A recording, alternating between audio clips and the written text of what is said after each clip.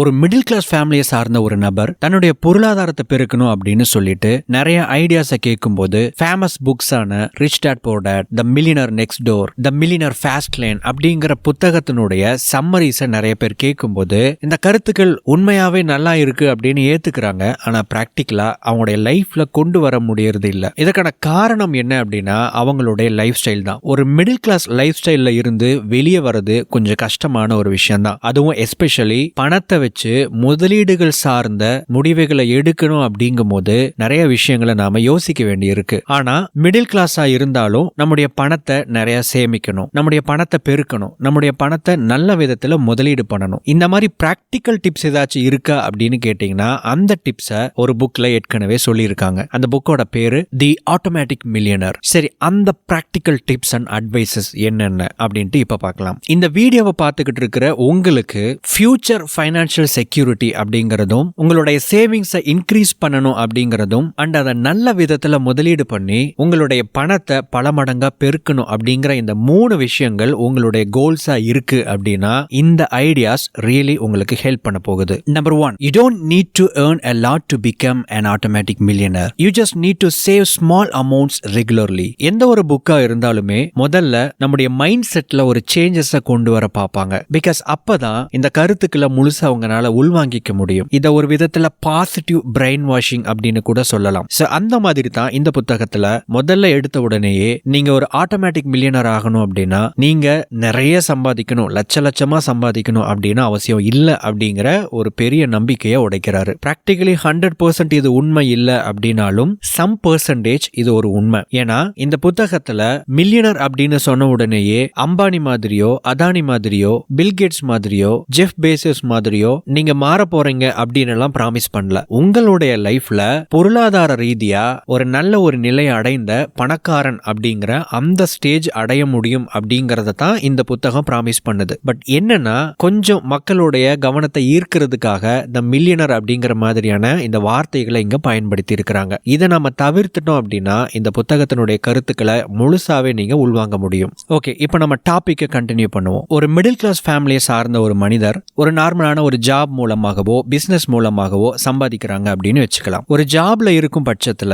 அவங்கனால அவங்களுடைய சேலரிய டைரக்டா இன்க்ரீஸ் பண்ண முடியாது. பிகாஸ் அது அவங்க கையில இல்ல. அண்ட் பிசினஸ் அப்படின்னு எடுத்துக்கிட்டாலும் பிராக்டிகலா பார்த்தோம் அப்படின்னா உடனே எடுத்த எடுப்புலேயே அவங்களுடைய சேல்ஸை இன்க்ரீஸ் பண்ணவோ ப்ராஃபிட்டை அதிகப்படுத்தவும் முடியாது. இது ஸ்டெப் பை ஸ்டெப்பா படிப்படியா நடக்கக்கூடிய ஒரு விஷயம் தான். இதுக்கு கொஞ்சம் டைம் எடுக்கும் பிராக்டிகலா பார்த்தோம் அப்படின்னா. ஆனா நீங்க ஒரு விஷயம் பண்ண முடியும். அது என்ன அப்படின்னா நீங்க பணத்தை படிப்படியா கொஞ்சம் கொஞ்சமா சேமிக்க ஆரம்பிக்கணும். அதுவும் நீங்க ரெகுலரா பண்ணணும். இங்க ரெண்டு சிம்பிளான விஷயங்கள் தான். முதலாவது ஒரு சின்ன அமௌண்ட் சேமிக்கணும், ரெண்டாவது அதை நீங்க ரெகுலரா பண்ணணும். இந்த ஒரு விஷயத்த நிச்சயமா எல்லாருனாலையும் ஃபாலோ பண்ண முடியும். பட் அதை எப்படி பண்ண போறோம் அப்படிங்கிற ஒரு கேள்வி உங்க மனசுல வருது இல்லைங்களா? அதுக்கு பின்னாடி நான் பதில் சொல்றேன். Number 2, pay yourself before you pay anyone else. இதே ஐடியாவை நீங்க வேற நிறைய வீடியோஸ்ல இருந்து நிறைய புக்ஸ்ல இருந்து நீங்க ஏற்கனவே கேள்விப்பட்டிருக்கலாம். பட் இதை நமக்கு தகுந்த மாதிரி கொஞ்சம் வேற மாதிரி இன்டர்பிரட் பண்ணணும். உங்களுக்கு வருமானம் அப்படின்னு ஒரு விஷயம் மாசம் வருது அப்படின்னு வச்சுக்கலாம். அந்த வருமானம் உங்க கைக்கு வந்த உடனேயே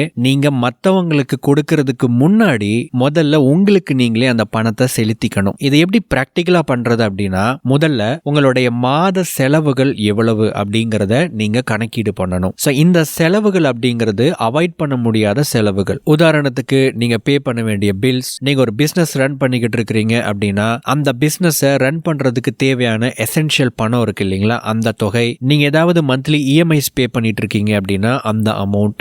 இந்த மாதிரி தவிர்க்கவே முடியாத செலவுகள் அப்படிங்கிற ஒரு விஷயத்தை தான் நாம பெரும்பாலும் தள்ளி போடக்கூடாத செலவுகள். அந்த ஒரு தொகையை நீங்க கணக்கீடு பண்ணி எடுத்து வச்சுக்கணும். இது போக மீதி எவ்வளவு இருக்கு அப்படிங்கறத நீங்க பார்க்கணும். மீதம் இருக்கக்கூடிய அந்த தொகை இருக்கு இல்லைங்களா, அந்த தொகையை உங்களுடைய லைஃப் சிச்சுவேஷனுக்கு தகுந்த மாதிரி சர்டைன் பெர்சன்டேஜா பிரிச்சுட்டு அந்த தொகையை முதல் வேலையா நீங்க சேமிக்கவோ முதலீடு பண்ணவோ ஆரம்பிக்கணும். அந்த சர்டைன் பெர்சன்டேஜை நீங்க ஒவ்வொரு மாசமும் நீங்க மெயின்டைன் பண்ணிக்கிட்டே இருக்கணும். இதை பார்த்தா உடனடியா உங்களுக்கு அடுத்த வருஷத்துலயோ அடுத்த ஒரு 3 வருஷத்துலயோ உங்களுக்கு ஒரு பெரிய ஒரு பெனிஃபிட்டை இந்த சேமிப்போ முதலீடோ தராத மாதிரி தெரியும். Yes, exactly. ஆனா இந்த சேமிப்பு அல்லது இந்த முதலீடு அப்படிங்கிற இந்த ஒரு ஹேபிட்டை நீங்க அடுத்த 10 வருஷத்துக்கு நீங்க எடுத்துட்டு போக போறீங்க அப்படிங்கிற மாதிரி ஒரு கோல் செட் பண்ணிக்கோங்க. தொகை சின்னதா இருக்கிறதுனால உங்களால நிச்சயமா இதை அஃபோர்ட் பண்ண முடியும். பட் இங்க பெரும்பாலான நபர்களுக்கு ஒரு சின்ன கெட்ட பழக்கம் ஒண்ணு இருக்கும். அது என்ன அப்படின்னா, நாம இந்த மாதிரி கொஞ்சம் கொஞ்சமா சின்னதா சேமிக்க ஆரம்பிச்சுட்டே வருவோம். அந்த தொகை கொஞ்சம் பெருகினதுக்கு அப்புறம் அதை எடுத்து வேற ஏதாவது நாம ஒரு செலவு பண்ணிடுவோம். திடீர்னு ஒரு எமர்ஜென்சி தேவை வருது, இல்ல புதுசா நம்முடைய ஏதாவது ஒரு கேஜெட் அப்டேட் பண்ணணும், பணம் கொஞ்சம் சேர்ந்ததுக்கு அப்புறம் ஏதாவது ஒரு புதுசா ஒரு பொருளை வாங்கலாம் அப்படின்னு ஆசை வரும். அதுக்கு இந்த பணத்தை தூக்கி நம்ம போட்டு செலவு பண்ணிடுவோம். இது ஏன் நடக்குது அப்படின்னு கேட்டீங்கன்னா, நீங்க சேமிக்கக்கூடிய அந்த பணம் அப்படிங்கிறது ஈஸியா உங்களால அக்சஸ் பண்ணக்கூடிய அளவுல இருக்கிறதுனால தான். அதாவது உடனே எடுத்து உடனே செலவு பண்ணக்கூடிய ஒரு நிலையில் இருக்கிறதுனால தான் நாம சேமிக்கிற பணம் அப்படிங்கிறது ஈஸியா செலவாயிடுது. இதுக்கான ஒரு பெஸ்ட் உதாரணம் சொல்லணும் அப்படின்னா, நம்ம இந்த ஜிபே, இன்டர்நெட் பேமெண்ட், பேடிஎம் இது மாதிரியான பேமெண்ட் மெத்தடை யூஸ் பண்றதுக்கு முன்னாடி நம்ம அக்கௌண்ட்ல இருக்கக்கூடிய பணத்தை எடுக்கணும் அப்படின்னா ஒன்னு பேங்க்குக்கு போகணும், அப்படி இல்லைன்னா ஏடிஎம்க்கு போகணும். இதுக்கு டைம் எடுக்கும் அப்படிங்கறதுனாலயே நம்ம நிறைய செலவுகளை தவிர்த்துட்டு வந்தோம். பட் இது ரொம்ப ஈஸி ஆயிருச்சு அப்படிங்கறதுனால முன்ன விட இப்போ அதிகமாவே நம்முடைய சேவிங் அக்கௌண்ட்ல இருக்கக்கூடிய பணம் நம்ம கையை விட்டு போயிட்டு இருக்கு. இத எத்தனை பேர் உங்க லைஃப்ல எக்ஸ்பீரியன்ஸ் பண்ணிக்கிட்டு இருக்கீங்க? கமெண்ட் செக்ஷன்ல பதில் சொல்லுங்க. உங்களுடைய வேலை என்னன்னா, உங்களுடைய சேவிங் அக்கௌண்ட்ல இருந்து ஆட்டோமேட்டிக்கா நீங்க சேமிக்கணும் அப்படின்னு நினைக்கிற அந்த ஒரு அக்கௌண்ட்டுக்கு அல்லது அந்த ஒரு மெத்தடுக்கு ஆட்டோமேட்டிக்கா பணம் போகிற மாதிரி நீங்க செட் பண்ணி வைக்கணும். இதுக்கு என்னென்ன மெத்தட்ஸ் இருக்கு அப்படின்னு கேட்டீங்கன்னா, நிறைய மெத்தட்ஸ் இருக்கு. இன்னைக்கு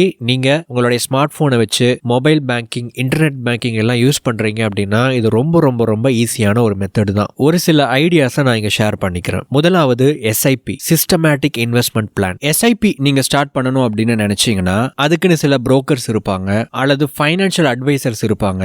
அவங்க கிட்ட நீங்க ரெஜிஸ்டர் பண்ணணும். அதுக்கு தேவைப்படுற சில பேசிக்கான ஐடி, ப்ரூஃப் இதெல்லாம் தேவைப்படும். இதை வச்சு நீங்க ரெஜிஸ்டர் பண்ணிட்டு ஆட்டோமேட்டிக்கா உங்களுடைய பேங்க்ல இருந்து இந்த எஸ்ஐபி அக்கௌண்ட்டுக்கு டிரான்ஸ்ஃபர் ஆகிற மாதிரி நீங்க செட் பண்ணிக்க முடியும். நிறைய பேங்க்ஸ் இதற்கான ஆப்ஷன்ஸை கொடுக்கறாங்க. நீங்க எந்த பேங்க்ல அக்கௌண்ட் வச்சிருக்கீங்களோ அந்த பேங்க்ல போயிட்டு எஸ்ஐபி ஓபன் பண்றதுக்கான ஆப்ஷன்ஸ் ஏதாச்சும் இருக்கா அப்படின்னு சொல்லிட்டு விசாரிங்க. அப்படி இல்லைன்னா உங்க பக்கத்துல இந்த எஸ்ஐபியை ப்ரொவைட் பண்ற ஏதாவது நல்ல பேங்க் இருந்துச்சு அப்படின்னா அந்த பேங்க்ல அக்கௌண்ட் ஓபன் பண்ணி அந்த பேங்க்ல எஸ்ஐபி ஸ்டார்ட் பண்ணுங்க. இங்க என்ன நடக்கும் அப்படின்னா, ஒவ்வொரு மாசமும் அந்த குறிப்பிட்ட டேட்ல நீங்க எவ்வளவு அமௌண்ட் வந்து எஸ்ஐபியா, அதாவது சிஸ்டமேட்டிக்கா சேவ் பண்ணணும், இன்வெஸ்ட் பண்ணணும்னு நினைச்சீங்களோ அந்த அமௌண்ட் உங்களுடைய சேவிங் அக்கௌண்ட்ல இருந்து டைரக்டா மியூச்சுவல் ஃபண்ட்ல இன்வெஸ்ட் ஆக ஆரம்பிச்சிடும். ரெண்டாவது method recurring deposit. Mobile banking வச்சிருக்கீங்க அப்படின்னா ஈஸியா நீங்க இதை ஓபன் பண்ணிக்க முடியும். பட் இது ஒரு மிகப்பெரிய ஒரு டிராபேக் என்ன அப்படின்னா, ஓபன் பண்ண அந்த ரெக்கரிங் டெபாசிட் அக்கௌண்ட்டை நீங்களே வந்து ஈஸியா க்ளோஸ் பண்ணி அந்த பணத்தை எடுத்து செலவு பண்றதுக்கும் வாய்ப்புகள் இருக்கு. நீங்க கொஞ்சம் ஸ்ட்ரிக்டா இருந்தீங்க அப்படின்னா இதை நல்ல விதத்துல பயன்படுத்த முடியும். ஸோ அந்த ரெக்கரிங் டெபாசிட் அப்படிங்கிறது ஒவ்வொரு மாசமும் ஒரு குறிப்பிட்ட அமௌண்ட் உங்களுடைய அக்கௌண்ட்ல இருந்து எடுத்து உங்களுடைய பேங்க்லயே வந்து டெபாசிட் ஆயிட்டே இருக்கும். அதுக்கு உங்களுக்கு வட்டி வரும். இந்த வட்டிங்கிறது உங்களுக்கு பெருசா எல்லாம் வரும்னு சொல்லவே முடியாது. ஆனா இத நீங்க ஒரு பெரிய தொகையை சேமிக்கிறதுக்கு பயன்படுத்திக்கலாம். அதாவது உதாரணத்துக்கு ஒவ்வொரு மாசமும் ஒரு 1000 ரூபாய் நீங்க ரெக்கரிங் டெபாசிட்ல பே பண்றதா நீங்க செட் பண்ணிட்டீங்க அப்படின்னா ஒவ்வொரு மாசமும் 1000 ரூபாய் உங்களுடைய அக்கௌண்ட்ல இருந்து ஆர்டி அக்கௌண்ட்டுக்கு மாறிடும். 12 மாசத்துக்கு அப்புறம் உங்களுக்கு 12,000 ரூபாய் அவங்க அக்கௌண்ட்ல வந்திருக்கும். இப்போ இந்த 12,000 ரூபாயை எடுத்து நீங்க வேற ஏதாவது ஒரு நல்ல செலவுகளோ அல்லது வேற ஏதாவது ஒரு விஷயத்துல நீங்க முதலீடு பண்ண போறீங்க அப்படின்னா இந்த மாதிரி நீங்க எடுத்து பயன்படுத்திக்கலாம். மூன்றாவது, உங்கள யாராச்சும் ஸ்டாக் மார்க்கெட்ல இன்வெஸ்ட் பண்ணிக்கிட்டு இருக்கீங்க அப்படின்னா ஒரு நல்ல ஸ்டாக்கா பார்த்து தேர்ந்தெடுத்து ஒவ்வொரு மாசமும் ஒரு குறிப்பிட்ட தொகையை நீங்க பிளான் பண்ணி அதுக்கு நீங்க தொடர்ச்சியா ஸ்டாக்ஸை வாங்கிக்கிட்டே இருக்கணும். Number 4, include an emergency fund in your automatic financial plan. ஒரு மிடில் கிளாஸ் பர்சனுக்கு மிகப்பெரிய எதிரி என்ன அப்படின்னா எதிர்பாராம வரக்கூடிய செலவுகள் தான். நம்ம சிறுக சிறுக சேர்த்து வைக்கிற பணத்தை திடீர்னு ஏதாவது ஒரு செலவு வந்து அப்படியே மொத்தமா அள்ளிட்டு போயிடும். இதை நம்ம தவிர்க்க முடியாது, ஆனா சமாளிக்க முடியும். எப்படி நீங்க சிஸ்டமேட்டிக்கா உங்க அக்கௌண்ட்ல இருந்து ஒவ்வொரு மாசமும் ஒரு குறிப்பிட்ட தொகை சேவிங்ஸ் அல்லது இன்வெஸ்ட்மெண்ட் அப்படிங்கிற அக்கௌண்ட்டுக்கு போகுதோ அதே மாதிரி இன்னொரு அக்கௌண்ட் நீங்க தொடங்கணும். அது வந்து நான் ஏற்கனவே சொன்ன மாதிரி ஒரு ரெக்கரிங் டெபாசிட்டா இருக்கலாம் அல்லது பேங்க்ல நம்ம போட்டு வச்சிருக்கிற ஒரு பிக்ஸ்ட் டெபாசிட்டா இருக்கலாம். இந்த ஆர்டி அண்ட் எஃப்டிக்கு வட்டி அப்படிங்கிறது ரொம்ப ரொம்ப குறைவு. வட்டி அப்படிங்கிறதுக்காக இந்த ஆர்டி அல்லது எஃப்டியை கன்சிடர் பண்ணாதீங்க. பட் இது ஒரு நல்ல சேவிங் ஆப்ஷன். இன்கேஸ் உங்கள யாருக்காவது ஒரு லேண்ட் வித்ததன் மூலமாகவோ அல்லது வேற ஏதாவது ஒரு சேல்ஸ் மூலமாகவோ அல்லது வேற ஏதாவது ஒரு வழியில நிறைய பணம் வருது அப்படின்னா அந்த பணத்தை ரொம்ப சேஃபாவும் இருக்கணும், அட் த சேம் டைம் அதுக்கு கொஞ்சம் வட்டியும் வரணும், அந்த வட்டி கொஞ்சம் அதிகமாகவும் இருக்கணும் அப்படின்னு நீங்க நினைச்சீங்க அப்படின்னா ஸ்மால் ஃபைனான்ஸ் பேங்க் பேங்க் அப்படின்னு சொல்லப்படுற பேங்க்ஸ்ல நீங்க டெபாசிட் பண்ணலாம். இந்த பேங்க்ஸ்ல நீங்க பண்ணக்கூடிய பிக்ஸ்ட் டெபாசிட்டுக்கு இன்ட்ரெஸ்ட் ரேட் மற்ற பேங்கை கம்பேர் பண்ணும்போது அதிகமாகவே இருக்கும். இது எந்த அளவுக்கு இருக்கும் அப்படின்னா, சில பேங்க்ஸ்ல சீனியர் சிட்டிசன்ஸுக்கு அப் டு 9% வரைக்கும் இன்ட்ரெஸ்ட் கொடுக்குறாங்க. நார்மல் பர்சன்ஸுக்கு லைக் ஒரு அரௌண்ட் 7% அந்த மாதிரி இன்ட்ரெஸ்ட் கொடுத்துக்கிட்டு இருக்காங்க. சில பேங்க்ஸ் இதுக்கு அதிகமாகவும் கொடுக்குறாங்க. ஸோ இந்த மாதிரியான பேங்க்ஸ்ல அதிகமாக வரக்கூடிய உங்களுடைய தொகையை எஃப்டியில் போட்டு வச்சீங்க அப்படின்னா இன்ட்ரெஸ்ட் வரும். உங்களுக்கு ஏதாவது உடனே ஒரு எமர்ஜென்சி ஃபண்ட் அப்படின்னு ஒரு விஷயம் தேவைப்படுதுன்னா அந்த எஃப்டியை க்ளோஸ் பண்ணிட்டு நீங்க அந்த பணத்தை எடுத்து நீங்க பயன்படுத்திக்க முடியும். க்ளோஸ் பண்ணும்போது ஒரு ஃபைன் அமௌண்ட் போடுவாங்க. பட் நாம வந்து ஒரு வருஷம் எஃப்டி மூலமா இன்ட்ரெஸ்ட் எடுத்துட்டோம் அப்படின்னா அந்த ஃபைன் அமௌண்ட் நமக்கு ஒரு பெரிய தொகையா தெரியாது. ஒரு மிடில் கிளாஸ் பர்சனுக்கு ரொம்ப ரொம்ப முக்கியமானது என்ன அப்படின்னா ஃபைனான்சியல் செக்யூரிட்டி. ஸோ அந்த ஒரு விஷயத்தை நீங்க மெயின்டைன் பண்ணணும்னா எதிர்பாராம வரக்கூடிய செலவுகளை சமாளிக்கிறதுக்கு நீங்க இன்னொரு அக்கௌண்ட்டை ஓபன் பண்ணி அது ஆட்டோமேட்டிக்கா அந்த அக்கௌண்ட்ல பணம் போற மாதிரி செட் பண்ணிக்கோங்க. இதுல நான் சொன்னது ஜஸ்ட் ஒரு எக்ஸாம்பிள் ஐடியாஸ் தான். இதையே நீங்க ஃபாலோ பண்ணணும்னு அவசியம் இல்ல. இது மாதிரி உங்களுக்கு எது கன்வீனியன்ட்டா இருக்கோ அதை நீங்க ஃபாலோ பண்ணலாம். And number 5, you must eliminate debt by automatically paying off your credit cards. In case நீங்க ஏதாவது ஒரு கிரெடிட் கார்டு லோன் எடுத்திருக்கீங்க, இல்ல நீங்க வேற ஏதாச்சும் கடன்கள் வாங்கியிருக்கீங்க அப்படின்னா ஒவ்வொரு மாசமும் ஆட்டோமேட்டிக்கா அந்த கடன் அடையிற மாதிரி அதுக்கு ஒரு ஆட்டோமேஷன் போட்டு வைங்க. இப்போ நாம ஒரு 3 விதமான ஆட்டோமேட்டிக் பேமெண்ட் சிஸ்டம் நம்ம ஃபாலோ பண்றோம். முதலாவது ஒரு இன்வெஸ்ட்மெண்ட் அல்லது சேவிங்காக, இரண்டாவது எமர்ஜென்சி ஃபண்டுக்காக, மூணாவது உங்களுடைய கடன்களை அடைக்கிறதுக்காக.